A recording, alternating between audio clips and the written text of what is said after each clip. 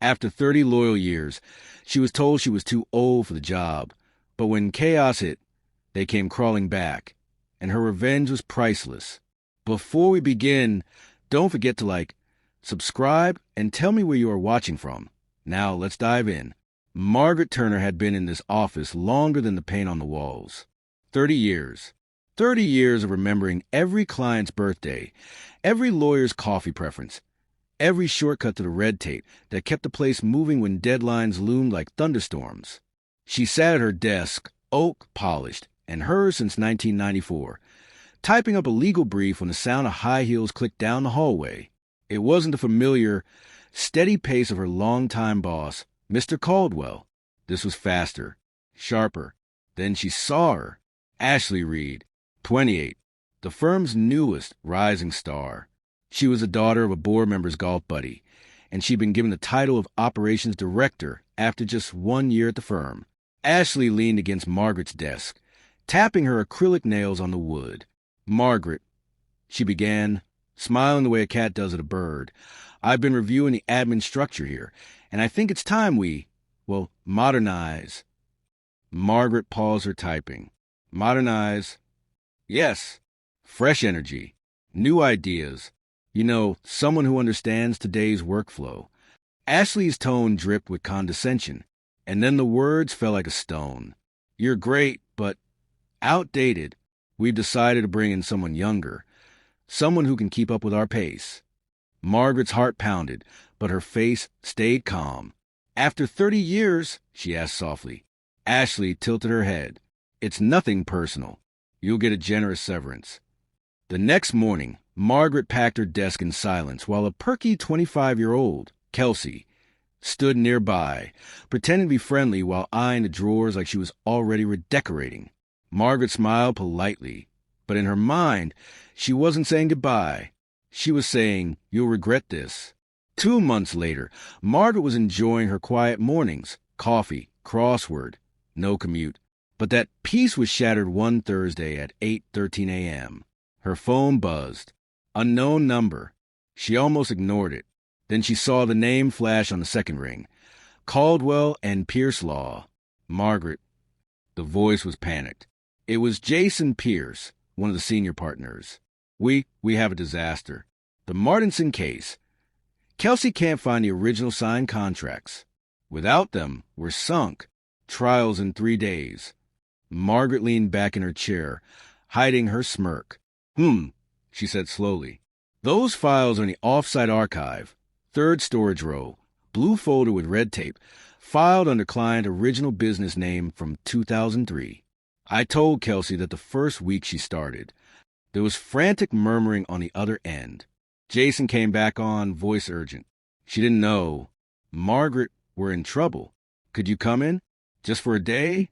Margaret looked at the clock, took a sip of her coffee, and let silence stretch before she answered.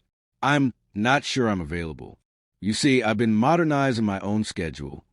Margaret didn't answer right away. She let Jason's desperate breathing echo through the phone.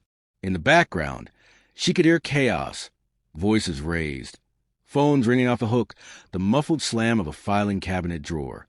"Margaret, please," Jason said again. "The CEO himself wants to speak to you." There was a shuffle, then another voice, a deep, smooth baritone that Margaret knew all too well. "Margaret," said Daniel Whitford, CEO of Caldwell and Pierce. "I've heard there's tension between you and our new operations director. Let me cut to the chase. We need you, urgently." Margaret leaned back in her armchair. "Well, Daniel, I seem to recall that when I was told I was outdated, no one from the top floor disagreed." "That was a mistake," he said quickly. "Ashley was wrong to let you go. But right now, our biggest client is threatening to walk because those contracts are missing. You're the only one who knows our filing systems well enough to track them down." Margaret swirled her coffee. "You mean the system I designed, the one I told Ashley she should learn before she pushed me out?" A pause, then a sigh. "Yes, that one." Her lips curled into the smallest, most dangerous smile. "I'll come in," she said at last, "but not as your secretary." "What do you mean?" "I'll return as an independent consultant. with my own office, a private parking space, and triple my former salary. And, she added, I will report directly to you. No, Ashley. Silence. She could almost hear him weighing pride against survival. Finally, he said, Done.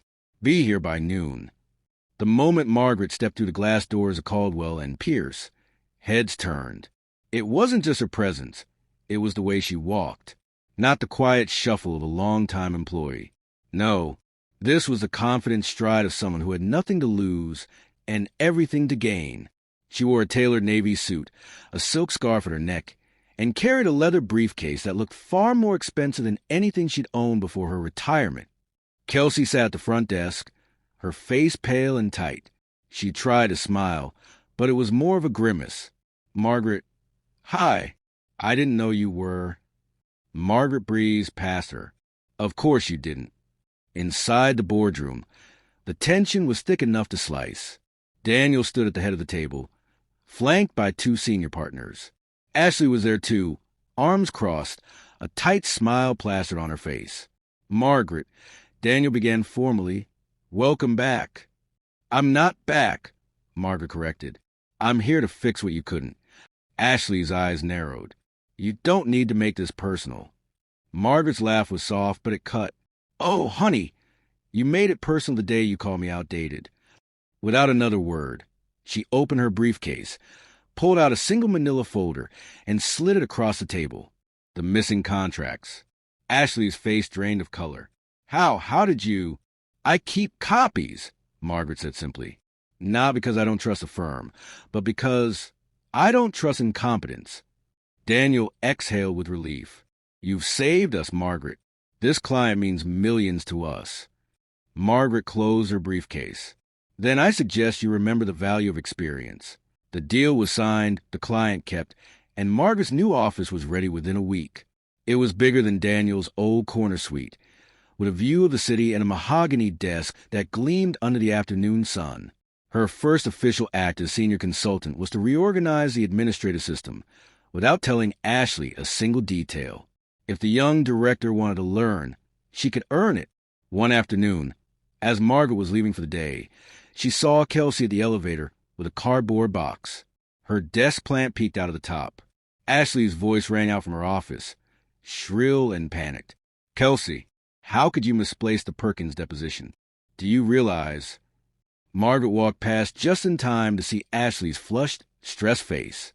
She paused, tilting her head with a look of pure satisfaction. Oh, Ashley, she said sweetly. Still struggling to keep up? Ashley opened her mouth, but no words came out. Margaret stepped into the elevator, the doors closing slowly as she delivered her parting gift, a small, knowing smirk that said you brought this on yourself. Thanks for watching. Don't forget to like, subscribe, and tell me where you are watching from.